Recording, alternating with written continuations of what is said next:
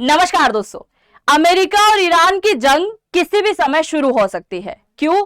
क्योंकि अभी हाल ही में बेंजामिन नेतन्याहू ने कहा कि भाई साहब लेबनान को पूरी तरीके से ठोक चुके हैं, अब मैं हो गया हूं बिल्कुल फ्री, अब मेरा मन है कि ईरान के साथ में एक बार फिर से जंग लड़ी जाए।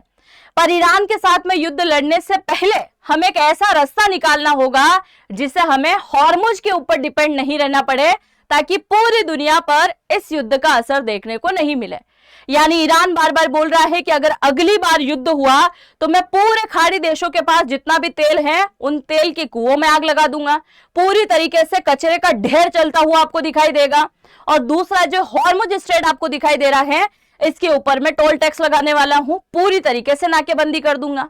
तो बेंजामिन नेतन्याहू बोल रहा है कि मेरे दोस्त भारत ने जो एक कॉरिडोर के बारे में बताया था, उस कॉरिडोर का काम अब हमें पूरा कर लेना चाहिए, क्योंकि अगर ये कॉरिडोर पूरा हो जाता है तो सबसे ज्यादा मुनाफा कमाने वाला है इजराइल और भारत।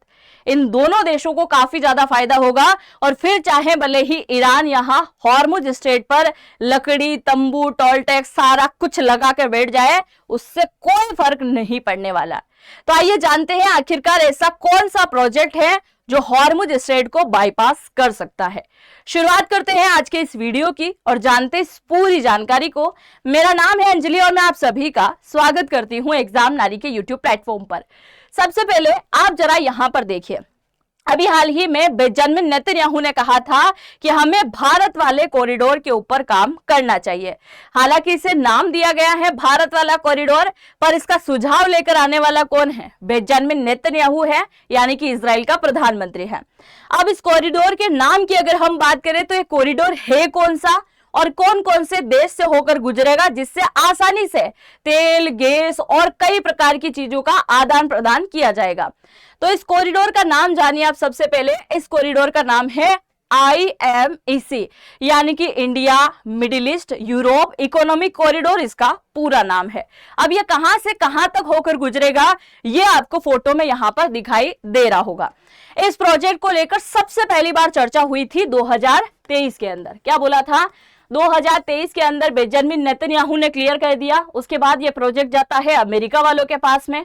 अमेरिका वालों ने इस प्रोजेक्ट को मंजूरी दे दी थी अक्टूबर 2024 के अंदर, और अब इसे लेकर काम जो है पूरा करने के लिए तैयारियां भी हो रही है। अब देखिए, जितने भी देश इस कॉरिडोर के अंदर शामिल होने वाले हैं, लगभग सब देश तैयारी के लिए तैयार हैं, एक देश को छोड़कर। और वो देश कौन सा है? तो वो आता है सऊदी अरब। सऊदी अरब बोल रहा है कि अभी मत इस प्रोजेक्ट के ऊपर काम कंप्लीट करो, अभी हम युद्ध में भी लग रहे हैं, कैसे क्या करेंगे, 2030 के आसपास सोचेंगे। और बेंजामिन नेतन्याहू बोल रहा है युद्ध की स्थिति है, इसी वजह से तो बोल रहा हूं कि अभी प्रोजेक्ट के ऊपर काम कर लेते हैं, ताकि ये प्रोजेक्ट कंप्लीट हो जाए तो हॉर्मुज स्ट्रेट में अकेला ईरान ही बैठा रहेगा और किसी को बैठने की जरूरत नहीं पड़ेगी।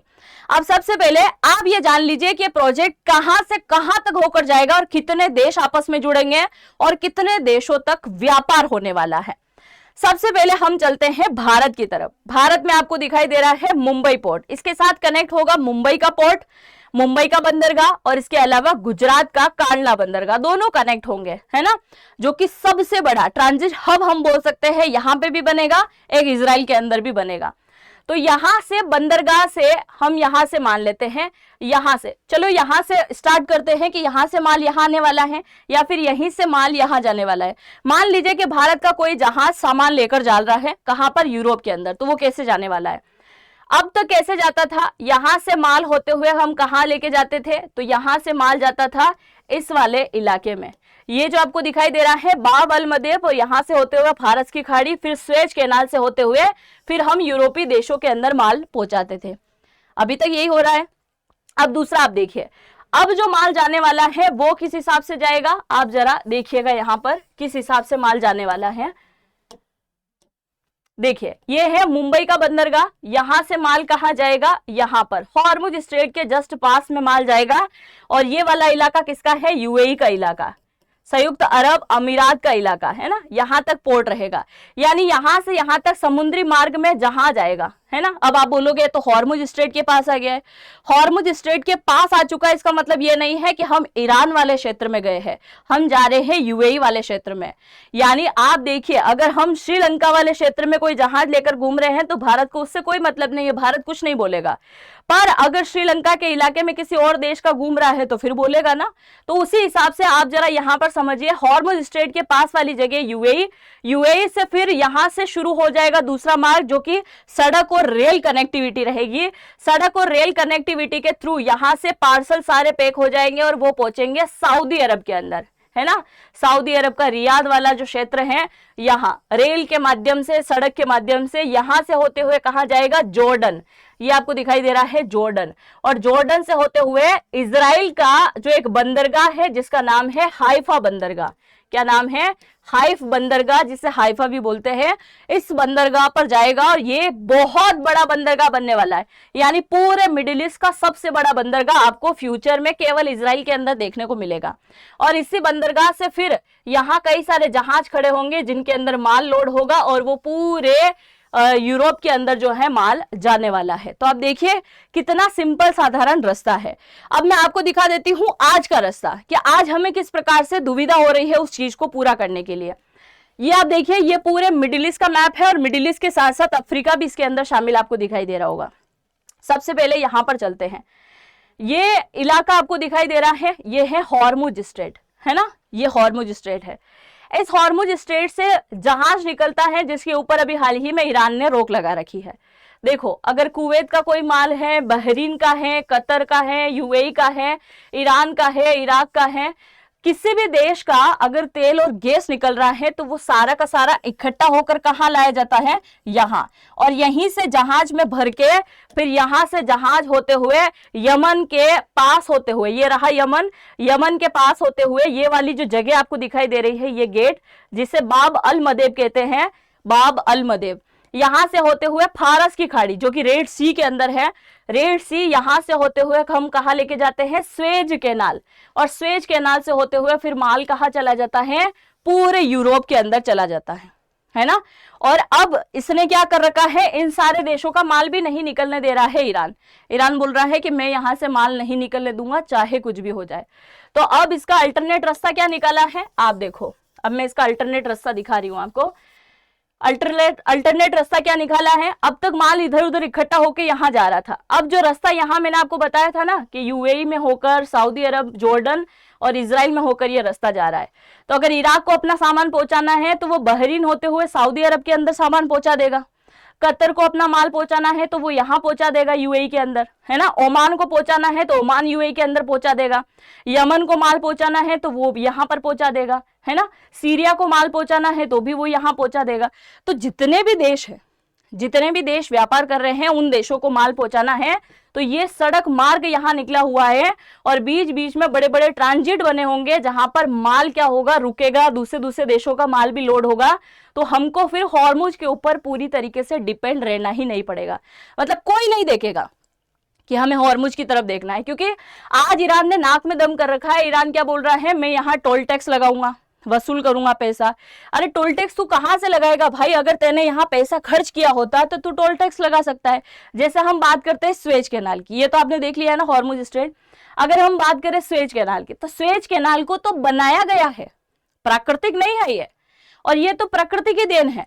अब ये प्रकृति की देन है पर इसको बनाया गया है काट के, क्योंकि शॉर्टकट रास्ता चाहिए था कि मिडिल ईस्ट से तेल गैस जो है यूरोप तक पहुंच सके, यूरोप का माल जो है यहां से होते हुए पूरे एशिया के अंदर जा सके। उसके लिए यहाँ पर काम किया गया था, इसको काट छीट के बहुत करोड़ों रुपए जो है खर्च करके इसको बनाया गया, है ना। तो इस वजह से यहाँ पर पैसा ज्यादा लगता है। तो हमारे लिए कितना ज्यादा फायदा होने वाला है देखिए जरा। अगर माल यहाँ से होकर निकलना शुरू हो जाता है, माल यहाँ से होकर गुजरना शुरू हो जाता है, तो एक तो हॉर्मुज वाले रास्ते से हमें कोई मतलब नहीं है, दूसरा हमें स्वेज कैनाल वाले रास्ते से भी कोई मतलब नहीं है, क्योंकि स्वेज कैनाल में भी हमारे पास में दो नुकसान है। दो नुकसान कौन से हैं, ये आपको दिखाई दे रहा है यमन, है ना, ये है यमन। यमन के अंदर बैठे हुआ संगठन है जिसका नाम है हूती। फोटो में आपको दिखाती हूँ मैं हूती, ये रहे हूती, आपको दिखाई दे रहे होंगे। ये हूती क्या करते हैं, दुनिया भर के कई सारे लोगों को परेशान करते हैं, आए दिन जहाजों के ऊपर गोलीबारी करते हैं, जहाजों के साथ में लूटपाट करते हैं। मान लीजिए भारत का कोई जहाज निकला या फिर किसी और देश का जहाज यहां से निकलकर यूरोप जा रहा है, तो यही वाला रास्ता है ना बाब अल मदेद का, जहां से रास्ता निकल रहा है, और इसी यमन में बैठा हुआ है हूती जो जहाजों को परेशान करता है और यहां से होकर निकलता है।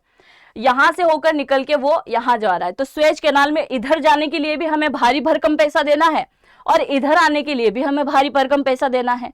अच्छा, दूसरा ऑप्शन ये भी है कि ये जो स्वेज कैनाल है, यूरोप से अगर कोई बड़ा जहाज आ रखा है ना, तो वो बड़े बड़े कई सारे जहाज यहाँ इकट्ठे हो रखे होंगे, तो कई कई दिनों तक इंतजार करना होता है कि हमारे जहाज का नंबर कब लगेगा जाने के लिए, तो कई दिनों तक बैठा रहना पड़ता है। दूसरा, यहाँ से निकलने के लिए एक बहुत बड़ा पैसा वसूल किया जाता है, अरबों डॉलर जो है लग जाते हैं, तो यहाँ पे भी ये पैसा वसूल करने की कोशिश कर रहा है। यहाँ ऑलरेडी पैसा लग रहा है, तो अब हमारे लिए ये रास्ता भी किसी काम का नहीं, ये रास्ता भी किसी काम का नहीं।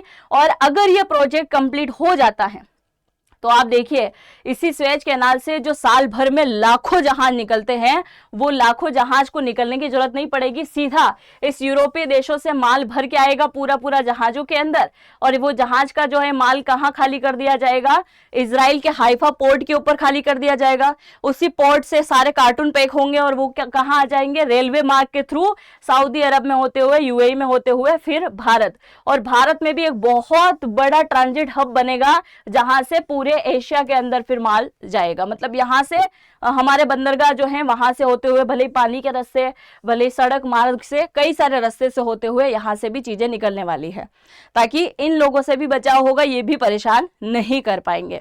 एक और बड़ी बात सुनिएगा, यहाँ पर चाइना पूरी तरीके से एक तो भारत को कवर करने की कोशिश कर रहा था, अब ये चाइना वाली का बात कहाँ आ गई जरा सुनिएगा। एक तरफ तो भारत कहीं ना कहीं दूसरे देशों के साथ में रोड कनेक्ट करने का काम कर रहा है, पर चाइना पहले से ही प्लान बनाकर बैठा था कि फ्यूचर में अगर हॉर्मुज स्ट्रेट बंद भी हो जाए तो ये चाइना ने सड़क मार्ग बना रखा है जो कि कहां होकर निकलता है, ये रहा चाइना। चाइना जाता है कहां पर, अफगानिस्तान के अंदर, अफगानिस्तान से होते हुए इस्तांबुल यानी कि तुर्की वाले इलाके में, और तुर्की से होते हुए पूरे यूरोप के अंदर माल ले जाता है। अगर फ्यूचर में स्वेज कैनाल वाला रास्ता ये ब्लॉक कर दे, जैसे आप ये देखिए, ये वाले रास्ते की अगर हम बात करें, क्योंकि ईरान तो आज जिस प्रकार से बोल रहा है कि फ्यूचर में युद्ध हुआ तो हम पूरे के पूरे खाड़ी देशों को उड़ा देंगे, आप देखिए अगर बहुत भयंकर तरीके से युद्ध हो जाता है तो इस वाले इलाके में पहले से ही ईरान ने मजबूत पकड़ बना रखी है, इस वाले में इसने अपने हूती को बिठा रखा है, तो फिर व्यापार होगा कहां से, दोनों ही रास्ते ये बंद कर देगा, और जब दोनों रास्ते बंद हो जाएंगे तो पूरा अफ्रीका में घूमकर आना भी बड़ा महंगा है, और इधर पूरा घूमकर आना जिसके लिए चाइना से परमिशन, क्योंकि चाइना ऑलरेडी सड़कों का एक जाल बिछाना शुरू हो चुका है।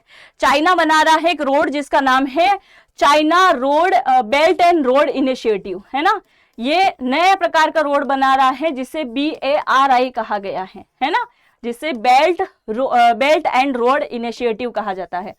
तो हमें इन फ्यूचर चाइना से विनती करना पड़ता है कि भाई साहब हमारा माल यहाँ से निकालने दो, तो इसका एक नए प्रकार का अपोजिट रास्ता भारत निकाल चुका है, जो प्रोजेक्ट अब कहीं ना कहीं पूरा हो सकता है। और अभी हाल ही में PM मोदी के साथ में भी वार्ता चल रही है, किसकी, बेंजामिन नेतन्याहू की। बेंजामिन नेतन्याहू ने कहा है कि ये प्रोजेक्ट कब से पास हो चुका है तो हम काम क्यों नहीं कर रहे हैं, हमें काम करना चाहिए, हर देश को अपने अपने स्तर से लग जाना चाहिए। इजराइल के अंदर जो हाइफा पोर्ट बन रहा है वो हम बना लेंगे, सऊदी अरब के अंदर जो रेलवे मार्ग निकल रहा है वो सऊदी कर लेगा कंप्लीट, यूएई के अंदर जो रेलवे मार्ग है वो कंप्लीट कर लेगा, जॉर्डन के अंदर कर लेगा। फिर रही बात भारत की, तो भारत का पोर्ट उसको विकसित करना है वो कर लेगा। तो सारे देश अगर ऐसे कंप्लीट कर लेते हैं तो उससे क्या होगा, फ्यूचर में जब यहाँ से माल निकलेगा तो एक फिक्स चार्ज रहेगा कि भाई रेलवे मार्ग यहाँ से होकर निकल रहा है तो इतना ही चार्ज लगेगा, तो वापस पैसा भी आना शुरू हो जाएगा उन देशों के पास में जहां जहां माल ज्यादा टाइम के लिए रुक रहा है या फिर ज्यादा जगह घेर रखी है, वहां से पैसा अच्छा खासा चार्ज भी मिल जाएगा, जिससे सब देशों को फायदा होगा। और दूसरा, कोई एक देश जो है किसी दूसरे देश को परेशान नहीं कर पाएगा। यहाँ कितने सारे देश आपस में जुड़े हुए हैं क्योंकि यूरोप तक कनेक्ट है, तो कोई ऐसे बोलकर इस रास्ते को रोक नहीं सकता है। तो आपके हिसाब से क्या ये प्रोजेक्ट अब पूरा हो जाना चाहिए? जिस प्रकार से कहा गया है यूरोप तक कनेक्ट होगा, भारत कनेक्ट होगा, मिडिल ईस्ट कनेक्ट होगा, इजराइल कनेक्ट होगा, सारे देश यहाँ कनेक्ट होने वाले हैं। तो क्या इसके ऊपर अब जल्द ही काम कर देना चाहिए, क्योंकि अमेरिका तक मंजूरी कर चुका है। और अभी हाल ही में 2023 के अंदर जब जी सबमिट हुई थी तब भी इसे लेकर चर्चा की गई थी कि इसके ऊपर अब हम वर्क करने वाले हैं। तो सऊदी अरब थोड़ा सा हिचकिचा रहा है, सऊदी अरब सोच रहा है क्या करे क्या ना करे। तो क्या सऊदी को भी हामी भर लेनी चाहिए, क्योंकि सऊदी बोल रहा है 2030 तक करते हैं, अभी रुक जाओ, और इजराइल बोल रहा है अभी करते हैं, क्योंकि अगर अभी काम कंप्लीट नहीं किया तो बहुत बड़ी मुसीबत आ जाएगी आने वाले टाइम में। जो भी आप सोचते हैं अपनी राय को जरूर से कमेंट सेक्शन में लिखिएगा। और आप मुझे अगर इंस्टाग्राम पे फॉलो करना चाहें तो यहां लिख देती हूं, है ना, अंजलि वॉइस के नाम से आप मुझे फॉलो कर सकते हैं। तो आप जरूर से मुझे यहां से फॉलो कर लीजिएगा। और जनरेटिव एआई को सीखना चाहते हैं तो एक कोड यूज कीजिएगा नारी100, जो कि आपको इसी वीडियो के कमेंट सेक्शन में मिल जाएगा। हम मिलते हैं नेक्स्ट वीडियो में। जय हिंद, जय भारत।